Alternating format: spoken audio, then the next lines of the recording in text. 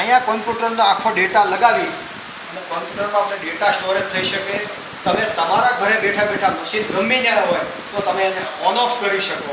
એ કેટલા એમ્પિયર કાઢે છે, કેટલા વોલ્ટ કાઢે છે, 37 પ્રકારના તમે ડેટા ત્યાં સેવ કરી શકો. આજે એ ડેટા અહીંયા તો આનાથી કમ્પ્યુટર, લેપટોપ બધું ચાલે છે. બધું ચાલે અને તમે કંટ્રોલ પણ ત્યાં બેઠા બેઠા કરી શકો.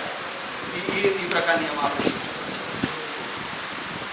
એટલે અત્યારના યુગ પ્રમાણે લેટેસ્ટમાં સિસ્ટમ આવે અને વિધાઉટ ફ્યુઅલ, વિધાઉટ બિલ. હા. તો માનવ સમાજ આનો લાભ ક્યાંથી પ્રાપ્ત થવાનો છે? હવે તમે જેવું નક્કી કરો એ પ્રમાણે આપણે આને લોન્ચ કરવાનું છે અને વધારે લોકો આનો લાભ લે અને વીજળીના થાંભલાના ખુલ્લા વાયરથી જીવ માત્રનો જે લુપ્ત થાય છે.